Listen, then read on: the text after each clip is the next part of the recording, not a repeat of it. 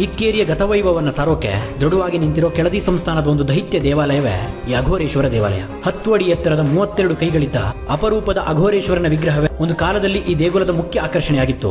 ಆದರೆ ಅದು ಬಿಜಾಪುರ ಸುಲ್ತಾನರ ದಾಳಿಗೆ ಸಿಕ್ಕಿ ಛಿದ್ರವಾಗಿ ಹೋಯಿತು. ಆ ಛಿದ್ರವಾದ ವಿಗ್ರಹದ ಅವಶೇಷಗಳನ್ನ, ಅಪಾರವಾದ ಕೆಳದಿಯ ಕಥೆಗಳನ್ನ ತನ್ನೊಳಗೆ ತುಂಬಿಕೊಂಡು ನಿಂತಿರುವ ಈ ದೇವಾಲಯವನ್ನು ನೋಡೋಕೆ ಹೊರಟವನು ಇಕ್ಕೇರಿಯನ್ನು ತಲುಪಿ ಈ ದೇಗುಲದ ದ್ವಾರದ ಎದುರಿಗೆ ಬಂದು ನಿಂತಿದ್ದೆ.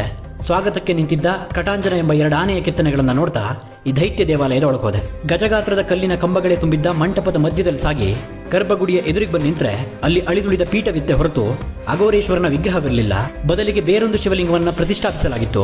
ಎಡಬಲದಲ್ಲಿದ್ದ ದೇವಕೋಷ್ಟಕಗಳಲ್ಲಿ ಗಣಪತಿ ಕಾರ್ತಿಕೇಯರ ಜೊತೆಗೆ ಮಹಿಷಾಸುರ ಮರ್ದಿನಿ ಮತ್ತು ಭೈರವ ಮೂರ್ತಿಯ ವಿಗ್ರಹಗಳಿತ್ತು. ದರ್ಶನವನ್ನು ಮುಗಿಸಿ ದೇವಾಲಯವನ್ನೊಂದು ಸುತ್ತು ಬಂದು ಇದರ ಆರಂಭದ ದಿನಗಳನ್ನು ಕೆದಕಿದರೆ 1546ರಿಂದ 1559ರ ಆಸುಪಾಸಿನಲ್ಲಿ ಕೆಳದಿಯ ಅರಸ ದೊಡ್ಡ ಸಂಕಣ ನಾಯಕ ಈ ದೇವಾಲಯವನ್ನು ನಿರ್ಮಿಸಿದರು. ಹುಂಬೂಚದ ವೆಂಕಯ್ಯ ನಾಯಕ ಎಂಬ ಶಿಲ್ಪಿ ಕೆತ್ತಿದ ಈ ದೇವಾಲಯ ಚಾಲುಕ್ಯ, ಹೊಯ್ಸಳ, ಗ್ರೀಕ್, ಪರ್ಷಿಯನ್ ಶೈಲಿಯ ವಾಸ್ತುಶಿಲ್ಪಗಳನ್ನು ಹೊಂದಿರೋದು ಗೊತ್ತಾಗುತ್ತೆ. 22 ಜಲೇಂದ್ರಿಯ ಕಿಟಕಿಗಳು, ಕೆಳದಿಯ ಕಾಲದ ವಿಭಿನ್ನ ಕೆತ್ತನೆಗಳು, ಆ ಕಣಶಿಲೆಯ ಮಂಟಪ, ಅದರೊಳಗಿದ್ದ 11 ಅಡಿ ಎತ್ತರದ ನಂದಿಯನ್ನು ಹೊಂದಿರೋ ಈ ರೀತಿಯ ಬೃಹತ್ ದೇವಾಲಯಗಳು ಕರ್ನಾಟಕದಲ್ಲಿ ಬೆರಳೆಣಿಕೆ ಎಷ್ಟೇ ಇದಾವೆ ಅಂತ ಅನ್ಸುತ್ತೆ. ಈ ದೇವಾಲಯದ ಗೋಪುರದಲ್ಲಿದ್ದ ಚಿನ್ನದ ಕಳಸವನ್ನ ಮೊಘಲರು ಹೊತ್ತೊಯ್ತಾರೆ. ನಿರಂತರ ದಾಳಿಗಳನ್ನ ಮಾಡಿ ಈ ದೇವಾಲಯದ ಕೆಲ ಭಾಗಗಳನ್ನ, ಇಕ್ಕೇರಿ ಎಂಬ ಕೆಳದಿಯ ರಾಜಧಾನಿಯನ್ನ ನಾಶ ಮಾಡಿ ಹಾಕ್ತಾರೆ. ಎಲ್ಲಿ ಹೋದರೂ ನಾಶವಾದ ಕೋಟೆ ಕೊತ್ತಲಗಳು, ದಾಳಿಗೊಳಗಾದ ದೇವಾಲಯಗಳೇ ಕಾಣುತ್ತೆ. ಈ ನಮ್ಮ ನೆಲ ಸಹಿಸಿಕೊಂಡ ಆಕ್ರಮಣಗಳ ಲೆಕ್ಕ ಈಗ ನಮಗೆ ಸಿಗತ್ತೆ.